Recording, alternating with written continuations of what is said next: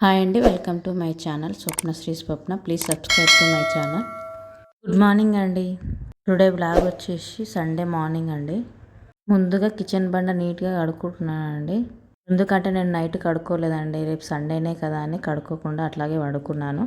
Morning లేవగానే చెత్తగా అనిపించిందండి, అందుకే నీట్గా కడుగుతున్నాను. మార్నింగ్ లేవగానే కిచెన్ నీట్గా ఉంటే తొందరగా వంట అయిపోతుంది, పనులు కూడా తొందరగా అయిపోతాయండి.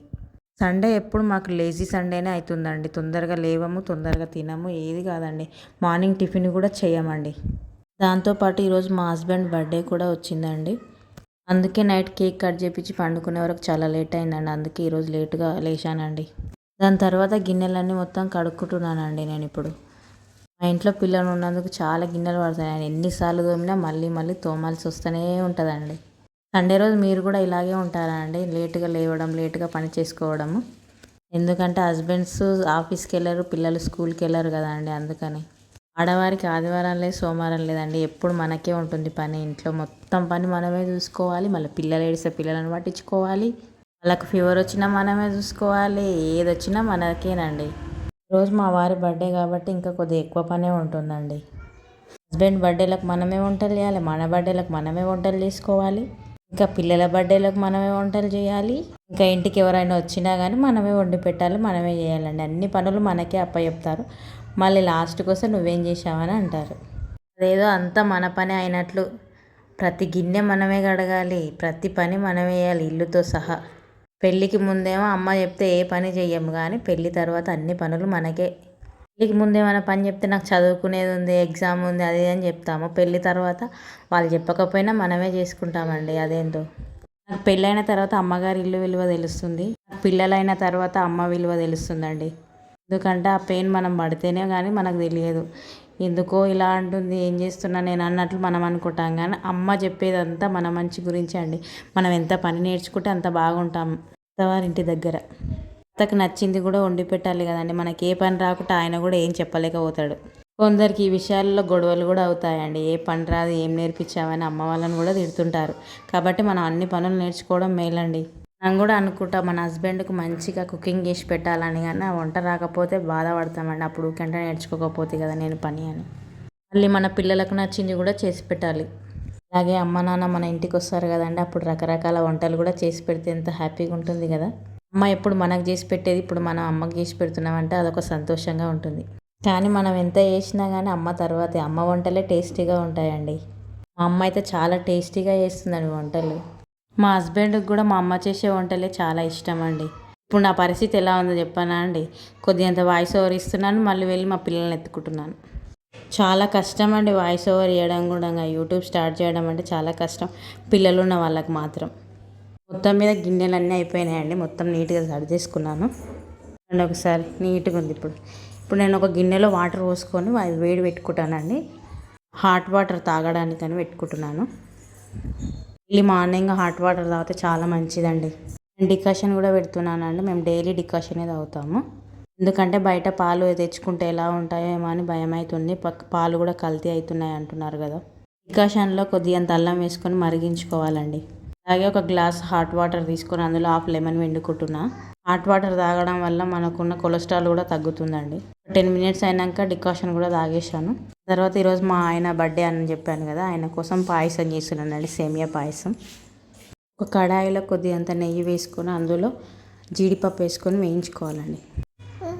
వేయించుకొని తీసుకోవాలి. దాని తర్వాత ఇప్పుడు బాదం కూడా వేయించుకోవాలండి, అందులో వేసుకొని బాగా బ్రౌన్ కలర్ వచ్చేంత వరకు వేయించుకొని దాని తర్వాత కిస్మిస్లు, కొబ్బరి కూడా వేయించుకోవాలి. వేయించుకున్న తర్వాత ఒక గిన్నెలోకి తీసుకోవాలి. తీసుకున్న తర్వాత సేమియా కూడా నెయ్యిలో వేసుకొని వేయించుకోవాలి బాగా. ఒక 3 to 5 మినిట్స్ వేయించుకుంటే సరిపోతుందండి. కొద్దిగా బ్రౌన్ కలర్ అయ్యేంత వరకు వేయించుకున్న తర్వాత ఒక గిన్నెలో పాలు వేసుకోవాలి. తో పాటు కొన్ని వాటర్ కూడా పోసుకొని బాగా మరిగించుకోవాలి. మరిగించుకున్న పాలను కొన్నిటిని తీసి పక్కకు పెట్టుకోవాలండి. మిగిలిన పాలను పొయ్యి మీద పెట్టుకొని కొద్దిసేపు మరిగించుకోవాలండి.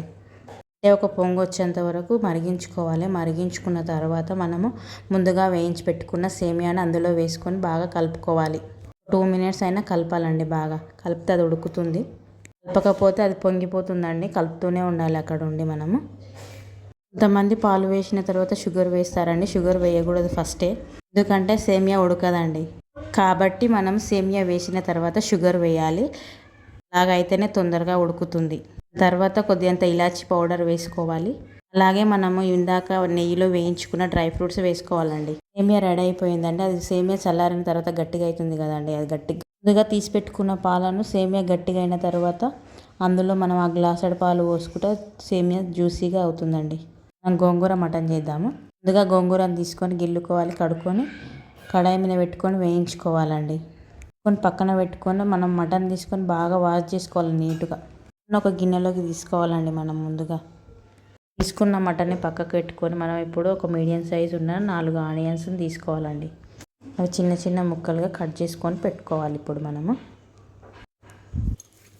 మరి చిన్నగా కాదు మరి పెద్దగా కాదండి, మీడియం సైజు కోసుకోవాలి. ఎందుకంటే మనం కుక్కర్లోనే వేస్తున్నాం కదా. అలాగే 3 పచ్చిమిర్చి తీసుకొని కట్ చేసుకొని పెట్టుకోవాలండి. మిర్చి మీ ఆప్షన్ అండి, వేసుకుంటే వేసుకోండి, లేకుంటే లేదు. నేను ఎప్పుడైనా వేస్తాను, చికెన్లోకైనా మటన్లోకైనా పచ్చిమిర్చి వేస్తాను. ఎందుకంటే కొద్దిగా కలర్ఫుల్గా ఉంటుందని వేస్తాను. పొయ్యి వేయించుకొని కుక్కర్ పెట్టుకోవాలండి. కుక్కర్లో ఆయిల్ 3 టేబుల్ స్పూన్స్ వేసుకోవాలి. అలాగే అందులో ఆనియన్స్ పచ్చిమిర్చి వేసుకొని వేయించుకోవాలి బాగా.